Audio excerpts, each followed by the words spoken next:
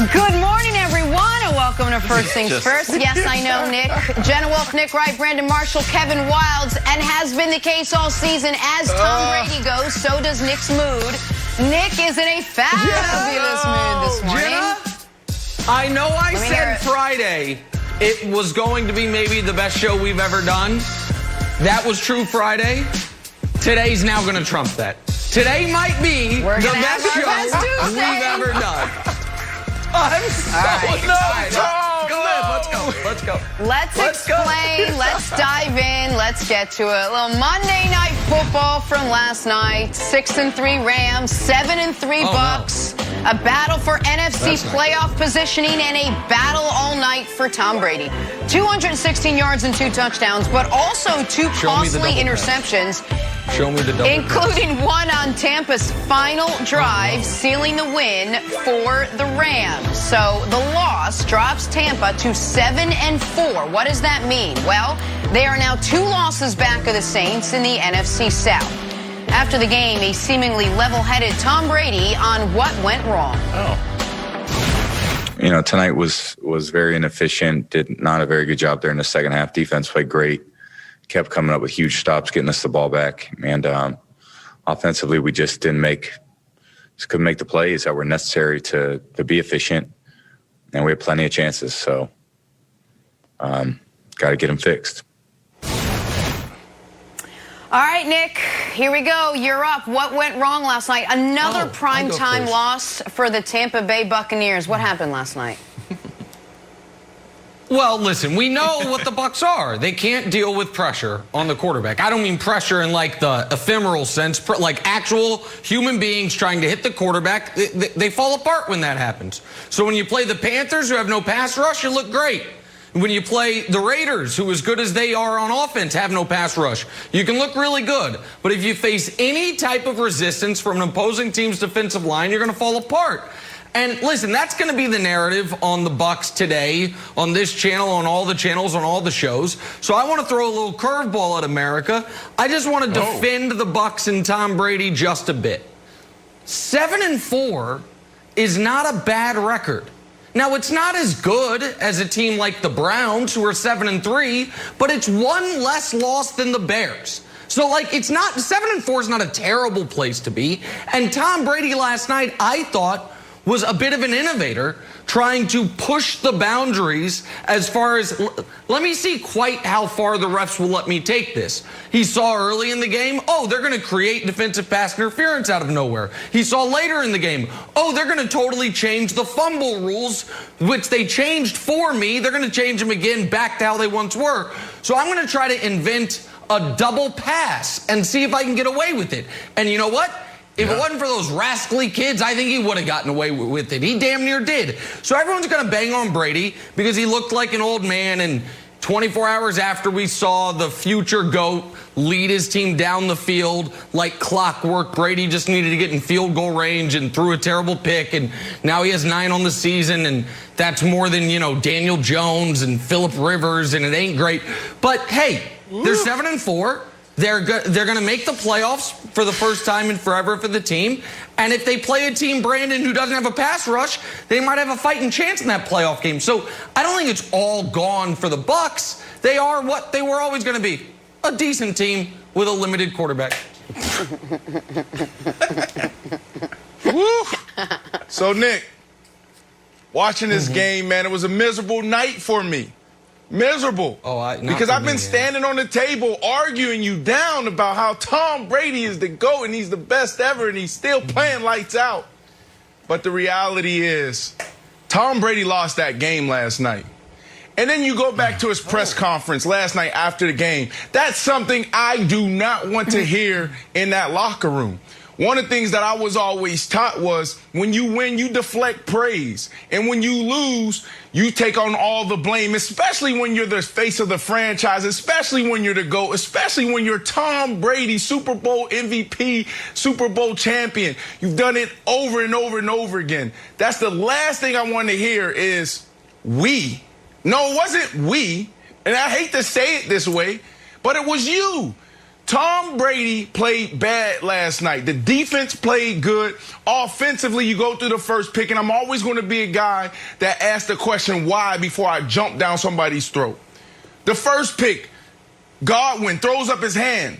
So I'm going to chop that up to just Godwin. Like, that's when you see a wide receiver throw up his hand, and that means he's converting. I thought this was a bad decision by Godwin. A lot of times when you do this, the quarterback has to hold the ball. Okay. He's going to be indecisive, and bad things happen.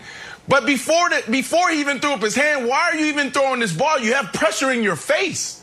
There's no reason to throw this ball. You see someone staring down the barrel of your gun and you let the ball go. No, you don't do that. To me, that was a bad decision on Tom Brady to even let this thing rip. The second INT. Oh man, come on. Like, terrible. That's a bad decision. You won't even see a rookie quarterback. Tua won't even make this throw in this moment. This is a seam. The ball is meant to be thrown on a dart. 18 yards on the top of the numbers, and he throws it like it's a go route. Of course, bad things are going to happen. He misread the coverage. He floats the ball in the air in the most critical point of the entire game. Bad decision. He also, coming into this game, he couldn't hit the deep ball. You had Gronkowski running down the sideline. You missed Gronkowski. You didn't even give him an opportunity. You have Mike Evans. He beats the best corner in football, Jalen Ramsey. You live for these moments, and you throw it out of bounds.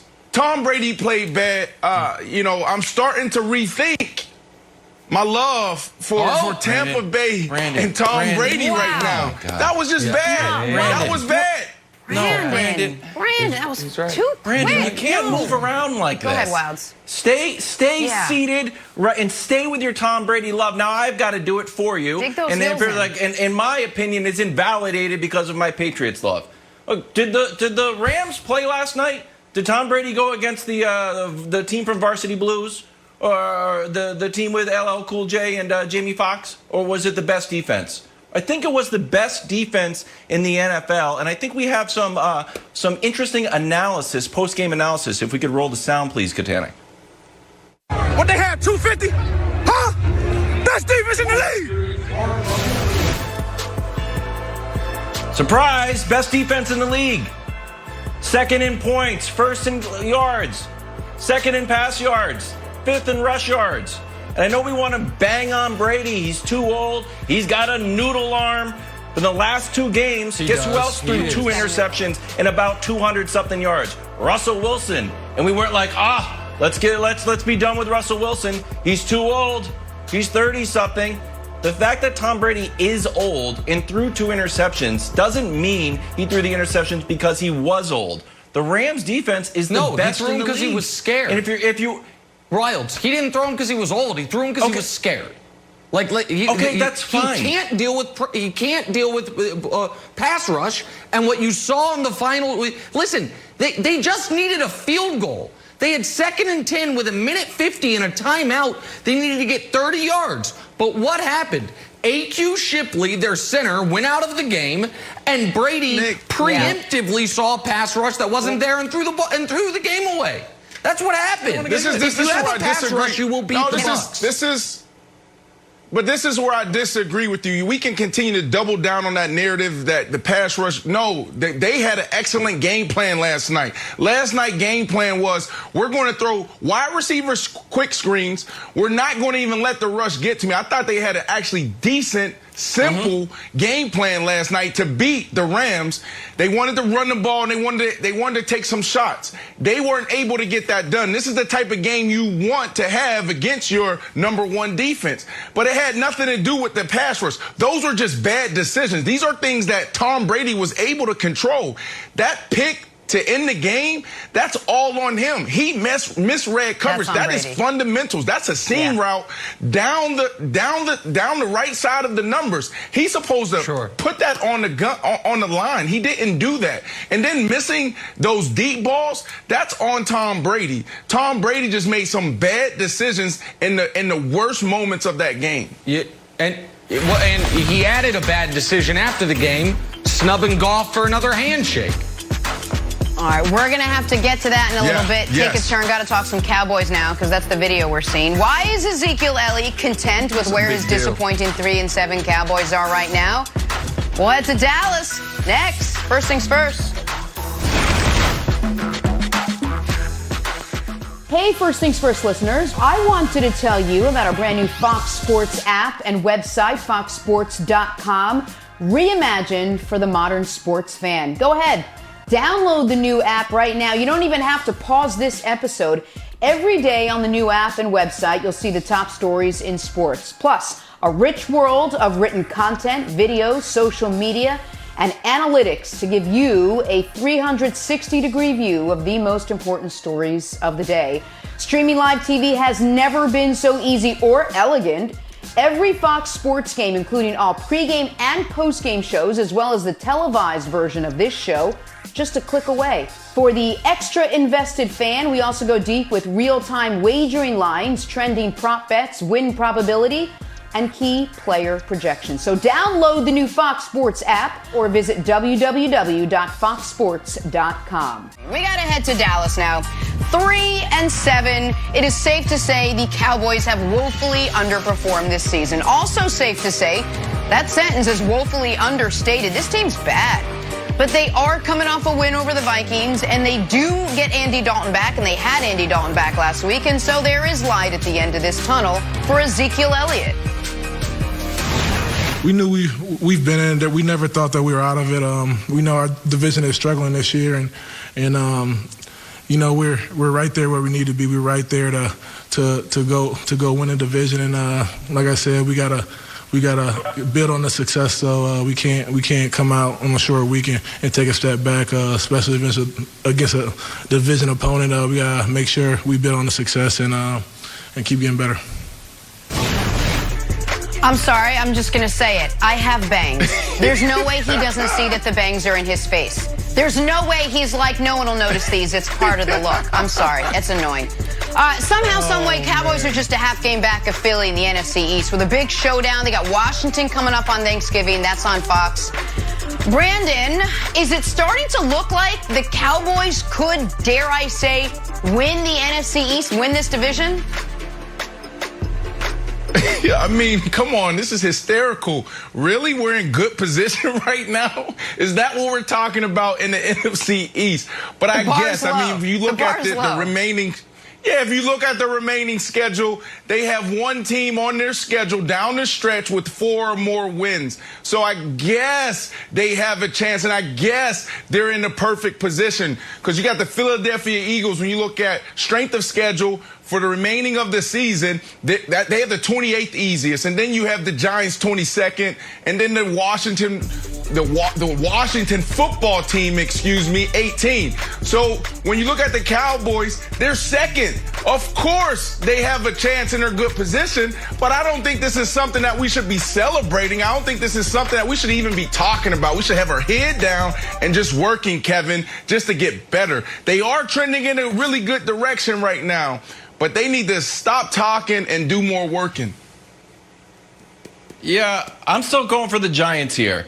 More so because I don't think any of these teams are really good and going to make any noise. But at least Joe Judge seems like he's building something more so than Mike McCarthy. And don't get me wrong, I love Mike McCarthy's post-game antics, I guess. But one win is not momentum. The Giants, meanwhile, haven't lost a game in 3 weeks. Granted, one of those weeks was a bye, but it still counts. Nick, their schedule is brutal, though. Upcoming at Cincinnati, Joe Burrow lists Cincinnati, so I'm going to count that as a win. So that'll be 4 weeks without losing, a full month without losing. Then it's Seattle, Arizona, Cleveland, and at Baltimore. Those could really be 4 straight losses. Then you got Dallas to end the season. So I'm still a Joe Judge guy. And quick announcement, if the Patriots get mathematically eliminated, just like, a presidential candidate, I will be throwing my support behind Joe Judge and the Giants. Little teaser there. Although the Patriots may not be. But Nick, there you go. I got a question for you, Nick. Is this what Cowboys fans should be rooting for to win this division? I mean, would Cowboys fans be better served rooting to win the division or rooting for a top 3 draft pick at the end of this season? Yeah, the best thing for the Cowboys would be to lose all the rest of their games. The idea that you're going to get any credit, build any momentum, winning this division when Dak is not even going to be a part of it. If Dak was there, then you could make the argument. Get Dak more playoff experience. Try to end the year on a high note. This year is lost, and what we have learned this year, and I've learned the hard way after picking and betting on the Cowboys to make the Super Bowl, this roster is incredibly flawed. So the best case scenario for the Cowboys is as follows. They end up with the top 5 draft pick. Someone falls in love with a quarterback in this draft. My guess is Lawrence and Fields are going to go 1 and 2 to the Jets and to the Jags. And so someone falls in love with the 3rd guy available in this draft, and there's arguments about who that would be. And the Cowboys can trade down and add extra assets. They need a lot of help on defense, Brandon. They all of a sudden need help on the offensive line. 1 first-round pick is not going to go far enough for them. So I think if they are in position to draft a quarterback, they won't. But if they could get the highest pick possible, trade the pick similar to what the Colts did. When the Colts could have drafted Sam Darnold, instead they trade from 3 to 6, add 3 second-round picks, and helped build that team that right now, some people look at as a fringe contender. That's the best case scenario for the Cowboys. Sure. Nick, and that's why you should probably run a team. But the reality is, we don't think really logically when September hits. Ownership, general managers, and then also definitely players. Like we really think that, if we get in, we could possibly make a run at it. Every team right now that's still in the hunt still believe they can make it to the Super Bowl. There isn't one team out there that's saying, if we get in, we're going to be one and done. So that is the challenge when you talk about, what the fans' perspective is, and then also what the players, the coaches' perspective is. These guys really want to get in because they think if they get in, we can fix a few issues. We can potentially make a run at it. And that's the weirdest thing about being a player and a coach in the National Football League. All right, time for a little drawing a blank. Speaking of the Cowboys, Mike McCarthy has been looking for ways to motivate his Cowboys, and clearly all options are on the table. For example, this one. McCarthy pulled out a sledgehammer ahead of Sunday's game, started smashing watermelons a la Gallagher, if anyone remembers who that was and why he did it, all in an effort to get his team fired up. And it worked. They won, right? They beat the Vikings. Also, watermelon, great source of hydration, but very high in sugar. Brandon, coach smashing watermelons before their win over the Vikings is blank. I love it. And obviously it worked. It reminds me of my time with the Miami Dolphins, Tony Sperano, where we started out the season 0-6. The axe? No, not that one. We walk into the team meeting room. He said, everybody outside. We all go outside, sunny South Florida, 89 degrees. He walks out to the 50-yard line, off to the sideline. He starts digging the hole. He takes the ball. He throws it in there. He said, that is our season. Now we're moving forward. We go off and we win the next game. So maybe Adam Gase and the Jets should do something like this, because when coaches do things like this, the team just loves it and they rally behind them. I love it. It's interesting. Wilds, this is why I could never, there's a lot of reasons. Okay, more on this later. More takes later. Got to hit the NBA now, talk some Sixers. It appears the narrative surrounding Embiid and Simmons has changed now that the management in Philly has changed. We'll tell you why. Next, first things first. It was Dan Campbell who had the ass. Back here at Chris Broussard. Broussard, I'd love to sit and chat, but we got to run the fast break. Here we go. We're going to start up in Boston, where Jason Tatum and the Celtics agreed to a 5-year extension worth up to $195 million. I'd like that extension. Big money for the 22-year-old coming off his best season to date. But Broussard, is Tatum good enough to be the centerpiece of a championship-caliber team? This Supermax deal is undoubtedly warranted, despite the constant disrespect Jason Tatum gets in Nick Wright's tears, all right?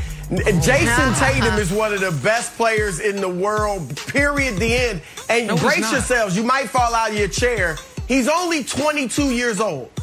22 years old. He can score off the bounce. He can finish at the rim. He's a 40% career three-point shooter. He's high character, solid defender, great guy to build around. Now, the question, can he be the best player on a championship team?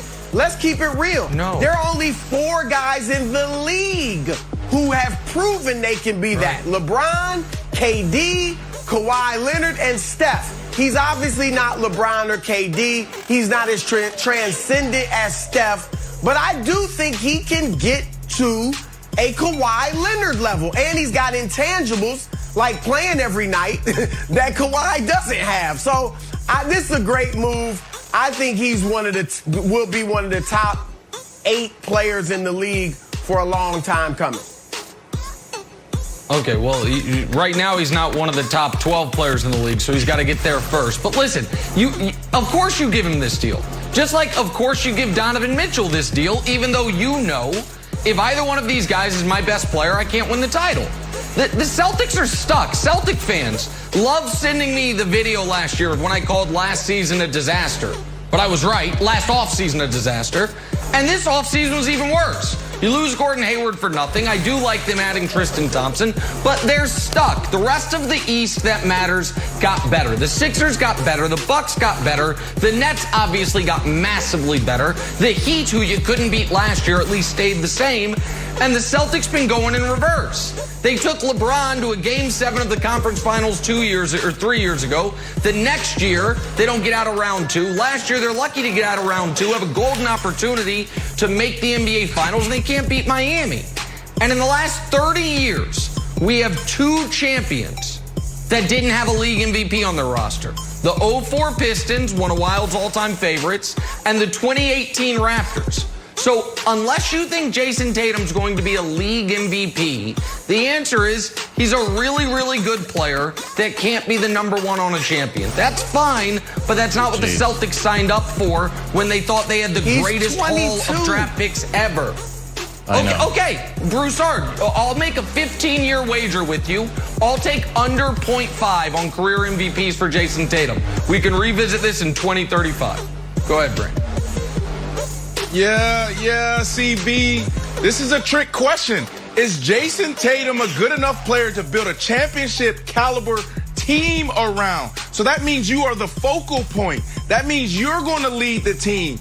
And I think the answer is no, because now we're thrusting him into the conversation of being next to LeBron James, Steph Curry, KD, Kawhi Leonard. You can eat James Harden and Embiid. No, he's not that type of player. So yes, is he worth the money? Absolutely. He's 22, huge upside, can do it all. But at the end of the day, he's a really good player. He's a championship player, but he isn't the player. So for that reason, I don't think you built the team around him. He needs other superstars that can help lead the way.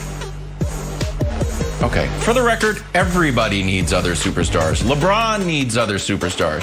The question we should be asking is, can Jason Tatum be as good as Paul Pierce, who won a Finals MVP? And the answer is yes. Of course he can, and of course you give him this deal. Who was the best player on that team? Excellent point, Wild. Garnett? Kevin Garnett, without any shadow of a doubt. Kevin Garnett was not better than Paul Pierce that year. He can be Paul Pierce. You surround him with 2 other pieces, just like every team's blueprint to win, and they can win a championship. The idea that there's only 4 guys in the history of the world that can win championships, that's not right. Of course he needs other pieces. The real question is, like, can Jaylen Brown, that's the more interesting, can Jaylen Brown be like a second or third piece? Is Kemba the second piece?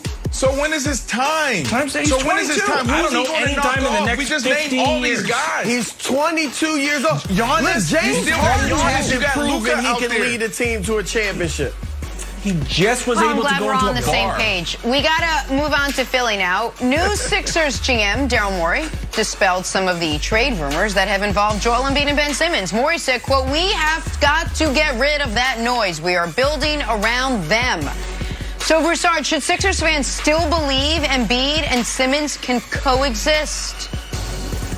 Yeah, look, and I've been hearing for weeks that this is what Philadelphia's going to do. They are committed to seeing how their 2 stars work with Doc Rivers I get it. I think it's a smart move. I've been saying they should do that for a year or so. However, one of the guys I would trade Simmons for would be James Harden. Now, if they want to wait, give it to the trade deadline or even give them a full season, I'm fine with that. I like what they've built around these two.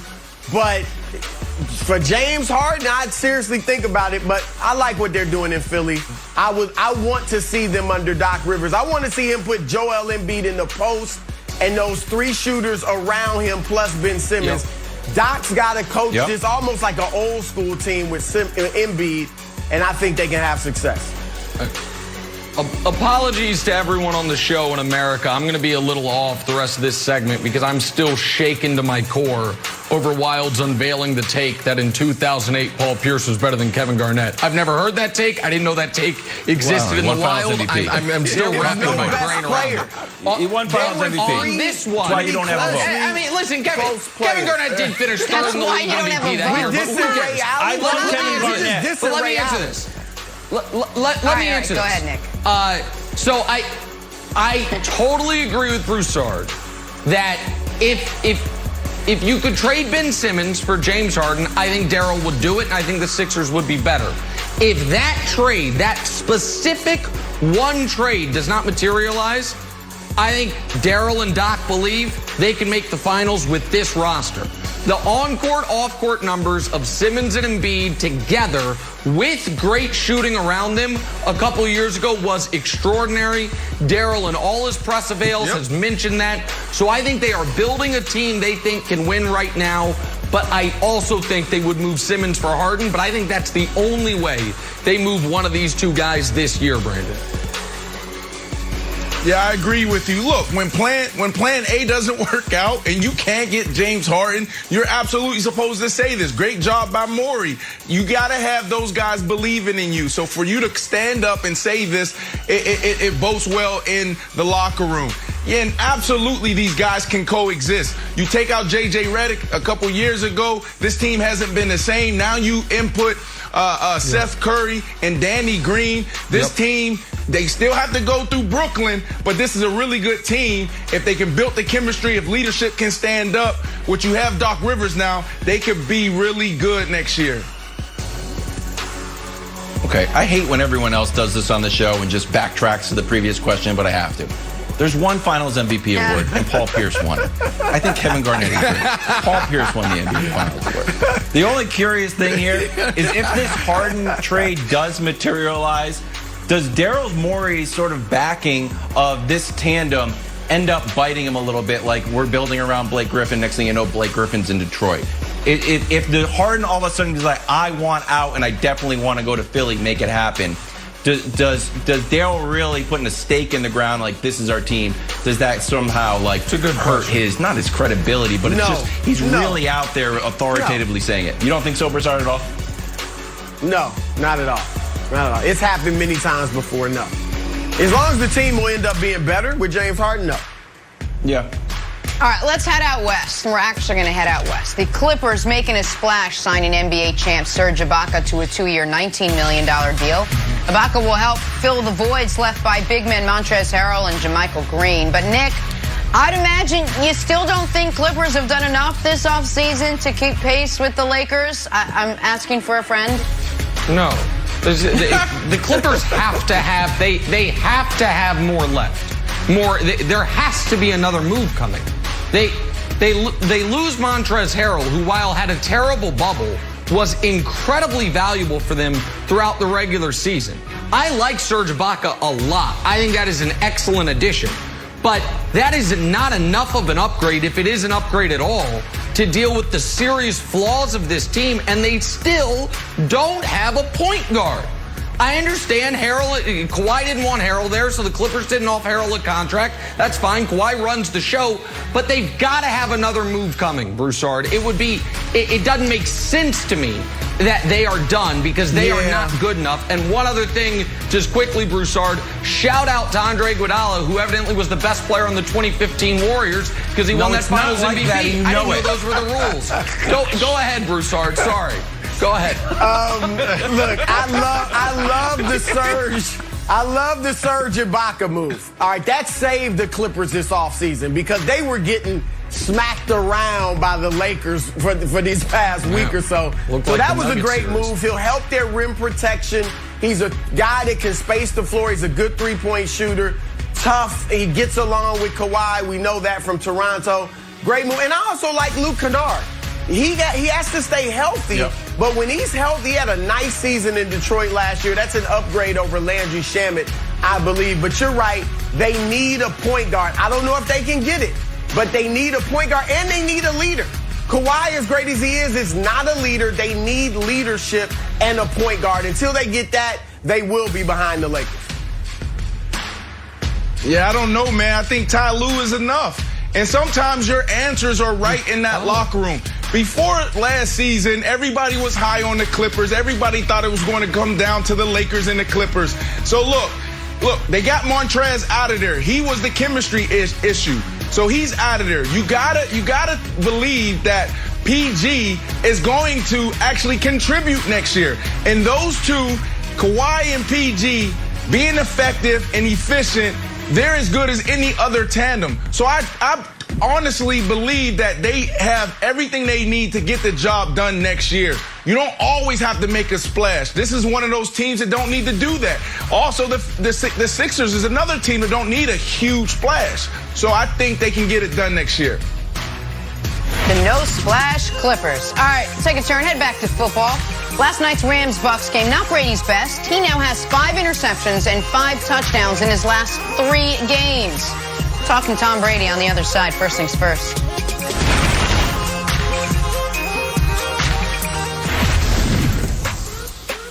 Back here with Chris Broussard talking Lakers now. One of their key rotational pieces, Markieff Morris, re-signed on Monday. Morris played a big role in the bubble for the Lakers, shooting 42% from three-point range for the NBA champs. Just one of a number of moves Rob Pelinka has made. Adding Marc Gasol, Dennis Schroeder, Montrezl Harrell, Wes Matthews, now bringing back Morris and KCP. So, Broussard, is there any reason to doubt a Lakers repeat after their bevy of offseason moves? No, look, I've been saying even before all these moves, I was saying they'll be better. Simply because Anthony Davis, with the confidence from winning a championship, is going to be much better next season, okay? So assuming LeBron doesn't fall off by more than a fraction at age 36, they're going to be better. And they already had the best duo in the league. Now, and the question last year was, do they have the depth or supporting cast around them? Now they've improved their supporting cast and their depth. They got the 2 top 6 men in the league in Dennis Schroeder and Montrezl Harrell. Marc Gasol is a great defender, still a very good defender, even at his advanced age, and can spread the floor and shoot the 3. The only thing they lost is some athleticism at the rim in Dwight and JaVale McGee. But again, Gasol and the others they've added, Montrezl Harrell, they'll be able to make up for that. They got better. And right now, they have got to be the favorites. There's no ifs, ands, or buts about it.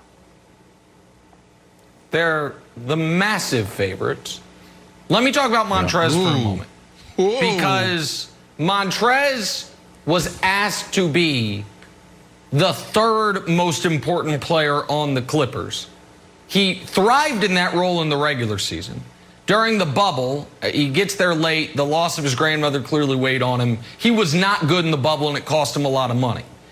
But he is being asked to be the 5th most important Laker. That's first of all. Second of all, his biggest weakness gets covered up by Anthony Davis. The reason he was a tough guy to play down the stretch of games as your 5 is because the Clippers had no rim protection, and he doesn't provide it.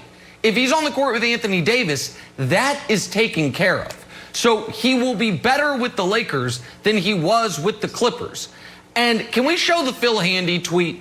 Because this is the problem, or the Phil Handy Instagram. This is the problem for the rest of the league. Kyle Kuzma might be the Lakers' 10th man next year. Caruso, Markieff Morris, your 9th and 8th men probably. And that's the depth chart now. Jared Dudley just missed the cut. Taylor Horton-Tucker as well. Here's the problem, Wilds. The rule in the NBA is this. If you're going to beat a LeBron James team, you have to annihilate them when he goes to the bench. If LeBron's teams can just play you even in the 10 minutes or so he sits, you cannot beat them. And now with the additions of Schroeder and Harrell, I also think Wesley Matthews will duplicate what Danny Green gave you last year. They lost Avery Bradley, but they didn't have Avery Bradley in the bubble. And I think Marc Gasol is an awesome addition. The Lakers are going to be fine when LeBron rests. And if you're fine when LeBron rests, then you lose because you're going to get beat when LeBron is on the court if you're the opposition. So, yeah, I think they are. I will take the Lakers. You can have the other 29 teams in the league. The Lakers are the favorites over the. They're not just the favorites. They're the favorites over the field. There's no question about it. I feel. Yeah. I totally. Yeah. I feel like in the meeting of like all of the GMs, Pelinka comes out way up on top, and assistant GM Rich Paul. Real quick.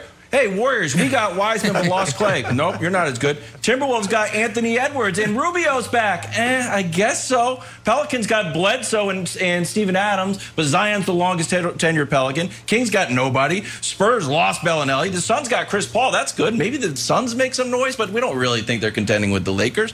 The Grizzlies got Hazonia, but still too young. Blazers got Cantor and Covington, I guess, but last time I rooted for the Blazers, me and Broussard threw me under the bus. The Mavs got Josh Richardson. Ooh, Nick. Maybe Dallas will do something. The Jazz got some draft picks and Derek Favors. OKC got Horford and a bunch of draft picks. The Rockets got Boogie. We don't know how good he's going to be. Maybe he'll be able to stop it. Denver got RJ Hampton. The Clips got Ibaka. And the Lakers got 4 great players. So, Brandon, to me, if there's going to be a challenge for LeBron, it's got to come out of the East because the West is making little moves. But when I'm trying to make a case for an injured Boogie and the Phoenix Suns, who haven't had a winning season since I was in high school, I don't know if that's true or not, but it certainly feels like it. It feels like the Lakers just keep on getting better. Yeah, absolutely. But, you know, I think it's really interesting to see everybody sit back and watch the Lakers try to get better. Like, this team just won the championship, and they're the most aggressive team in the NBA. Like, what is everybody else doing? Well, yeah, you highlighted everyone. Great job. But why are you guys doing that? Why are you sitting back? This is the time to actually try to get things done. And then you got the Lakers being the most aggressive team. Before the start of the business league, the new league year started, I felt like the field had the best opportunity, and I wasn't leaning towards the Lakers. Now I'm starting to trend towards the Lakers.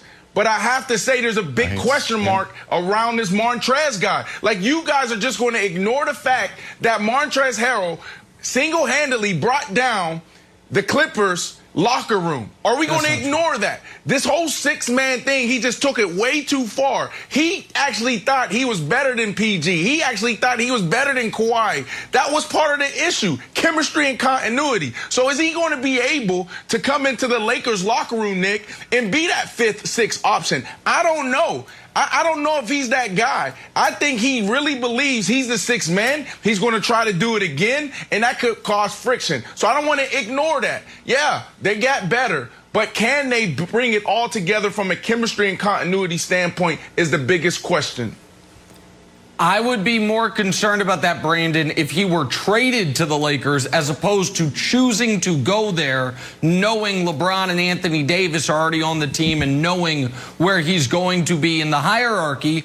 And Broussard, I think Wilds brings up a really interesting point, which is the teams in the West that got better are not contenders.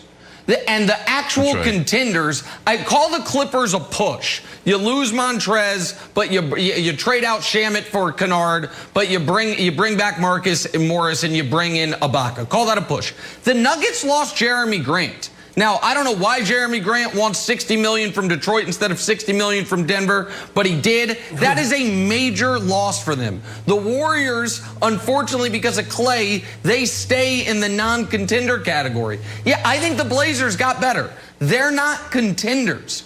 And so the only cream of the crop Western Conference team that had a good offseason is the team that could have run it back and probably won the title anyway. So I think the Lakers are massive favorites in the West and significant favorites over whoever comes out of the East, barring if Harden goes to the Nets, which I don't think he will, we can reevaluate, but as presently constituted. Well, let me first address Brandon's question about Montrezl Harrell with the Lakers. The problem with the Clippers was they had no leadership. As great as Kawhi Leonard is and Paul George, they are not leaders, okay? That's one thing they're looking for still. Montrez in the Lakers locker room with LeBron as the leader, he's not going to cause a problem. I don't think that'll be any issue whatsoever. Now, to Nick's point, you're right. I mean, I think the Nuggets will be fine. Yeah, I would have liked to kept Jeremy Grant, but I think maybe they want to make more room for Michael Porter Jr., who obviously isn't the defender, but he's a very good offensive player. Yeah, that's good. The only team that had a comparable offseason and maybe better than the Lakers was the Philadelphia 76ers. And they're over in the East. True. And the question with them is, are their two leaders, Embiid and Simmons, mature enough? Mature, whatever you want to say, Nick. Yeah. Are they mature enough to lead a team to the finals? That is the biggest question. And the Bucs had a good one, too. They cannot. And the Bucs adding Holiday is a good move for them as well. But again, they're fighting in the East. Pretty good. They're fighting in the East. Yeah, and so not it's just like out West. I don't know who's going to have the honor of finishing second out West. I guess we don't even know who the second best team in the West is right now. I'd say the Clippers are the second best. Tough spot. Clippers are still. The Clippers. Right. The Clippers. Nick wants to scrap the season, just give the title to the Lakers. Back to our top story now. Two of the top teams in the NFC playing some football last night. Rams walked away on top. Are they now serious Super Bowl contenders in the NFC? That's next. Broussard, thank you so much. Yep. We got to head up to Foxborough now. Wilds, earmuffs, buddy, earmuffs. Yeah. The Patriots are hanging on tight to their playoff hopes, but barely, real tight, because those playoff hopes are real slim these days. On Sunday, Cam and company coming up short to a pretty bad Texans team. So what does it mean for Cam with this Pats team at 4-6? The quarterback was asked about his future. Take a listen. Do you have interest in being a Patriot in 2021? Man, I have interest in winning the Arizona Cardinals game. How about that? Mm-hmm. I mean, there's so many things that I mean, I don't want to even harp or dwell or even think. I think my as the Bible says, my runneth over it. With just trying to focus on the near future rather than the far future. Somebody has been spending a lot of time with Bill Belichick, the old non-answer, using like 100 more words. But Coach Mangini now back with us. Let me ask you this. Would it be best for these two at the end of this season to sort of go their separate ways? Is that the best thing for this team? It hasn't exactly worked out according to everyone's in New England's plan, I don't think. I don't know if it's the best plan for them to part. And nobody was more skeptical about this working in New England than I was. I didn't even know if he'd be able to make the team and more or less or be able to start. But I've been really impressed by what Cam's done. And from what I hear, he's been an incredible teammate. He's been amazing in the building. And you hear the way that he's speaking. That's a very Patriot way of talking, where you're focused on the present and not the future. And I want to see Cam continue to do really well. They're really a couple plays away from having 2 more victories, and this season could look dramatically different. And I'm not counting him out down the stretch either. I think that Cam's been impressive. I think that Cam's earned an opportunity to start somewhere else if it's not New England, or he's earned an opportunity to get paid as a back as a starter as opposed to a prove-it contract that he's had in New England, and I'm happy for him for that. Well, I love to hear all that, Coach. If people didn't watch the Patriots-Texans game, it was one of Cam's better games of the year. threw for 350 yards, didn't turn the ball over. I know the game ended with him not being able to get the Hail Mary off on the 4th and 4. It wouldn't have been a Hail Mary, kind of a pseudo Hail Mary. But it was, or the final notable drive, I should say, ended like that. But Cam wasn't the reason they lost that game. They lost that game because somehow the defense this year is one of the worst defenses in the entire NFL, and Deshaun Watson did whatever he wanted to do. But Brandon, I don't think we can answer this question yet. I think the question for Cam is, can he make it through the full season healthy? That was, I think, why there was no market for him this offseason, was because there was questions about his health. And so we need to see if he can make it through the full season healthy. I don't consider the game he missed because of COVID, a football health-related issue. That's an outlier for this specific season. And then the Patriots got to see, Brandon, what their other options are. A wise man once said a football team is as loyal as his options. And so what are your options? Because if the option's Hoyer or Stidham, then obviously you are smart to go back to Cam Newton. There's not going to be a bounty of free agent quarterbacks available. Like Jameis might be available, but I'd rather have Cam than Jameis if he stays healthy. And we don't know if they're going to be in the draft. So I think it really depends on how the final 6 weeks go if Cam stays healthy and how much Cam has enjoyed his time in New England on his end. Yeah, I mean, first off, I think Cam answered the question brilliantly. That's what you're supposed to do. You're supposed to deflect that. Don't create any distractions. So he did a great job there. But if I'm Cam, Nick, I'm focused on this next game, and I'm focused on finishing strong. Because if I finish strong these last 6 weeks, now I have all the leverage. I can go to another team and become a starter, or I can stay here. But the Patriots need Cam more than Cam needs the Patriots. Because what are the options? What are the options in free agency? What are the options via trade? What are the options in the draft? Like, there really isn't a better alternative at this point that showed up. So when you look at it, again, like what you talked about, 365 yards, zero turnovers against the Houston Texans. I know it's the Houston Texans, but at the end of the day, you got to ask yourself, who was he throwing to? Bird, White, Harry, Myers, Burkhead?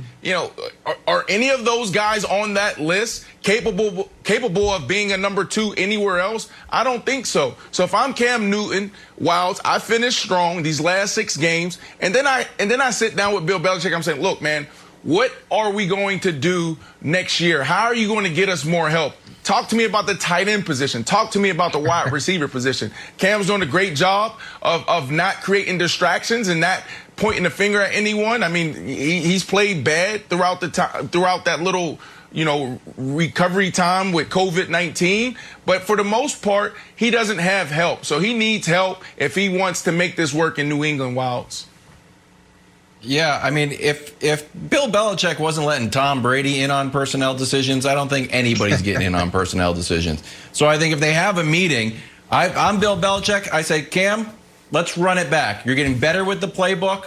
You said you were learning more, and here are, drum roll, 3 reasons I would sign Cam Newton right now or at the end of the season. Right now is too much, but I get ahead of myself. I get enthusiastic when I talk about Cam. Number 1 reason, leadership. Hey, it's been an up and down season. We could have easily been like Tank, and the whole thing could have fallen apart. Nope, this guy's out saying like, hey, I'm pointing thumbs. I don't point fingers. And everyone, it's hard to find a Patriot who hasn't talked about how good of a leader he is. Belichick, McDaniels, Jed Fish, Hall of Famer Julian Edelman.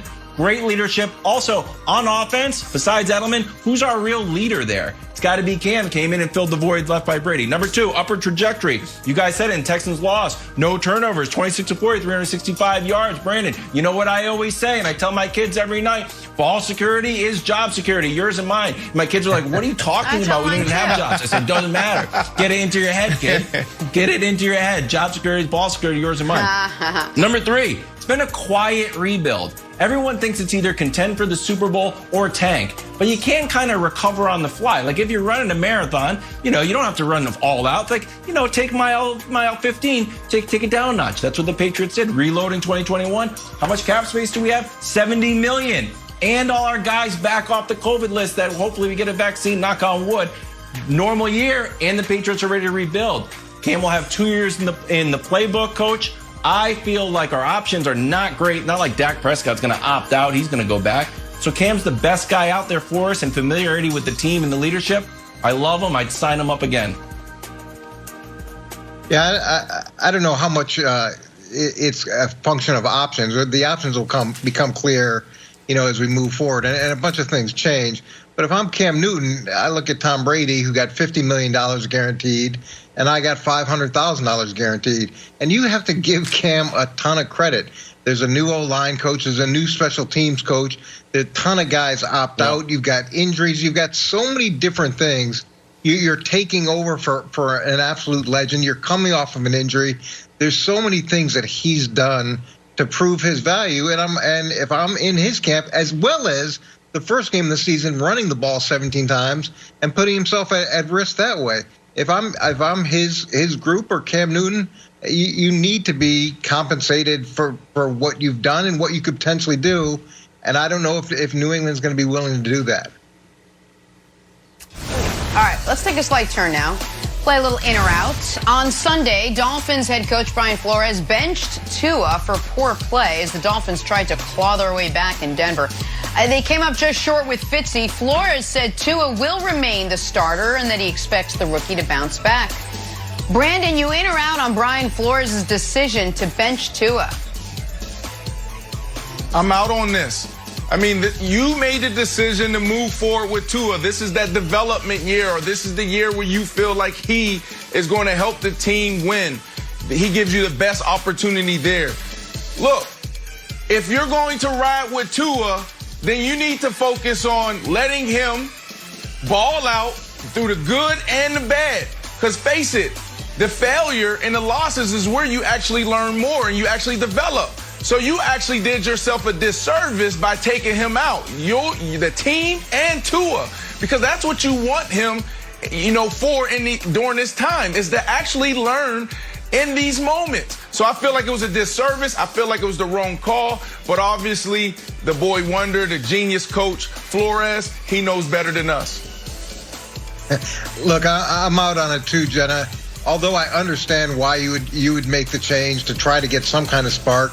He'd been sacked 6 times. He was slow on his reads. There are a lot of those issues. But as Nick knows, I'm a big believer in seeing guys in critical situations. And when you're having a bad day, can you dig yourself out of it? Can you dig the team out of it? And that's part of the learning curve that happens with a young quarterback. So to yank him out and then put him back in, I don't know if you're really gathering that information that you hope to get and understand where he is. But isn't this a learning moment, too? It's like, I just don't like that we treat quarterbacks differently than we treat everybody else.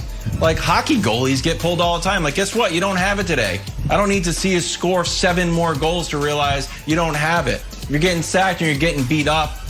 Pull him out of the game. He's not, a little kid. This is part of the learning experience, Nick.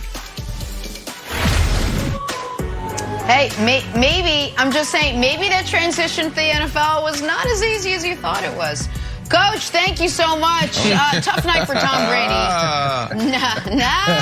Night being the key word as the Bucs once again come up short in a primetime game. Saw what I did there. That's next. First things first. Can't waste a minute taking a shot. NFL. An NFL tradition continues on Fox as Washington takes on Zeke and the Cowboys Thanksgiving Day 4 Eastern, only on Fox and the Fox Sports app. Cannot wait. All right, back to our top story, Monday Night Football. 6-3 Rams, 7-3 Bucs. Battle for NFC playoff positioning and a battle all night for Tom Brady. 216 yards, 2 TDs, but also 2 costly interceptions, including one on Tampa's final drive, sealing the win for the Rams. So the loss drops Tampa to 7-4. They're now 2 losses back of the Saints in the NFC South. After the game, a seemingly level-headed Tom Brady in a plaid shirt on what went wrong. Tonight was very inefficient. Did not a very good job there in the second half. Defense played great.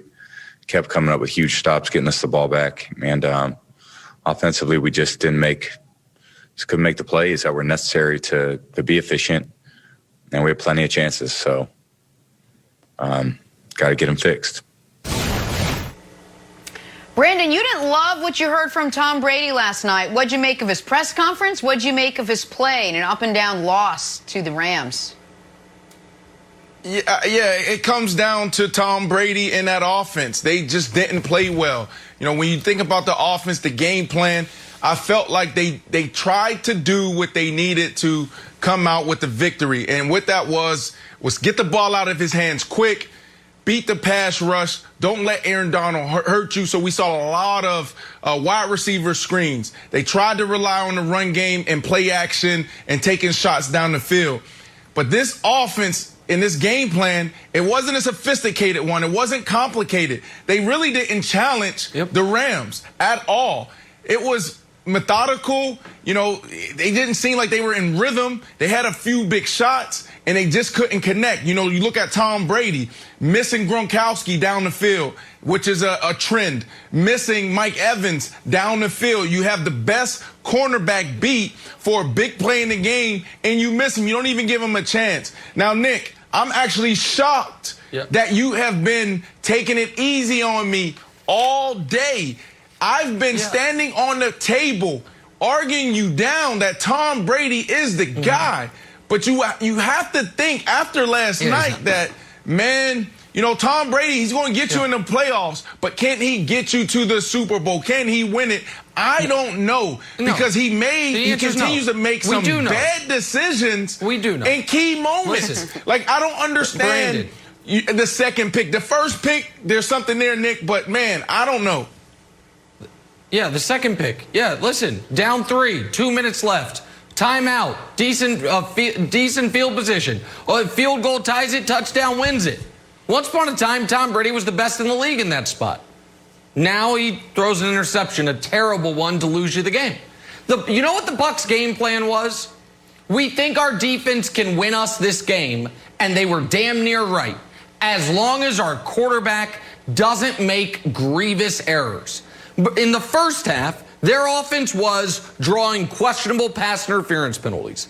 Then in the second half, Brady fumbled in the end zone. We haven't even run that tape. I have no idea how that's not a fumble. I don't know how it's not called a fumble on the field. I certainly don't know how when they review it, it's not called a fumble. That was insane. He threw 2 interceptions that might as well have been punts. And don't forget, early in the game, there was another interception that could have been a punt, and the safety just dropped it. Had it near the goal line and just dropped it. Brady was terrible. And now, yesterday, Wilds, you said, and he tried to invent the illegal double pass, by the way. Yesterday, you said that I call Phillip Rivers noodle arm. I don't call Phillip Rivers noodle arm. I do call Tom Brady noodle arm. And the numbers back me up. Can we show Brady on 10 air yards of 10 plus? We're not 20 plus, 25 plus, just 10 yards down the field. He's been okay in wins and horrific in the losses. And what do those losses have in common? Bears, Saints, Rams, pass rushes. And sometimes the pass rush doesn't even have to be there. He just has to know it could get there. On the game-sealing pick, his center had just gone out of the game. He knows Aaron Donald's coming. He can't wait to get rid of that football. Guys, he can't deal with a pass rush. You can't win 3 playoff games. You can't deal with a pass rush. You might get lucky and get a team in the first one where there's no pass rush, but eventually you're going to run into a defensive line. And we are yet to see, Wilds, the Tampa Bay Bucs offense function at any level if the other team can get to the quarterback. So, I'm not surprised, Brandon. I don't need to be hard on you here. You were defending the GOAT. I get it. A lot of people were. It's fine. But they are what I said they were. A quarterback away from being a Super Bowl contender. And that will remain the case. You're going too far. No, I'm not. I might not be going far enough. It might not be going far enough. Wilds, go ahead, but he's going way too far. Go Wilds. You're too far. You're too far. Look, the Buccaneers did not play the team from Varsity Blues. They played the best defense in the NFL. So, Tom Brady's lollipop interceptions looked bad, but if we can play the sound from John Johnson, here's how the Rams think of themselves. What they have, 250? Huh? Best defense in the league. There you go. Correct. Very, very. That's not just like, hey, Tom Brady stinks. Tom Brady's got a noodle arm, old noodle arm, as Brandon likes to say. Look, this is a good team up there, right there with the Colts. Second in points, first in yards, second passing yards, fifth in rushing yards. And Brandon, I know that it's time. All the Tom Brady haters are mad because he wears nice plaid shirts and he's so handsome. He's got 6 Super Bowl rings.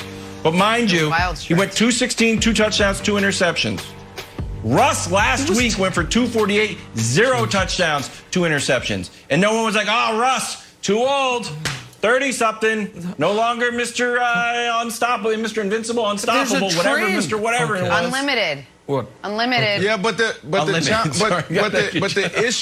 issue, Wilds, it's not about it's about his decision making. That's what it comes down to. You look at the first pick.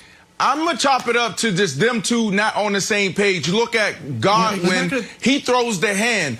That's Randy Moss. That's what Randy Moss does. So you make the quarterback hold the ball, and a lot of times he's indecisive. So I don't know if this is Godwin or if it's Tom Brady. I refuse to sit here on television and blame somebody when I'm not sitting in those rooms, and I don't know if he was supposed to sit it down at 15, if he was supposed to run an in cut. That's just bad play and bad communication by those two. Now, the second interception, that's 100% on Tom Brady. You have to know that backside safety is going to go to the middle of the field, and they absolutely know your tendencies. They know you like to throw the seam route. What is the seam route versus cover 2? You have 2 options. You got Gronkowski or one of your wide receivers taking the middle of the field. If it's one high, the tight end wide receiver literally runs down the top of the numbers, so they know that. The safety overplayed it because he knew exactly where you were going, and he picked the ball off. That was just a bad play. You don't throw it like that. That was all on Tom Brady. Those are things bad decisions he can continued control. After the game. Jenna, I think. Speaking of bad decisions after the game, the other interesting thing that did happen last night, the old post-game handshake. Jared Goff went out to the middle of the field looking for Brady, as is the case with quarterbacks literally after every game, but Brady appeared to snub Goff with a handshake, which would make this the second time this happened this season. Remember, he did it to Foles as well. Boom, boom, boom, Brandon, something or nothing, my friend. Yeah. Listen, I got on Nick. Going back to Thursday Night Football, playing against the Chicago Bears. He wanted to make it a big deal. Like, it's not a big deal. You know, and maybe it is, Nick. Maybe you're right. You know, Nick Foles, you can chop that one up to, you know what?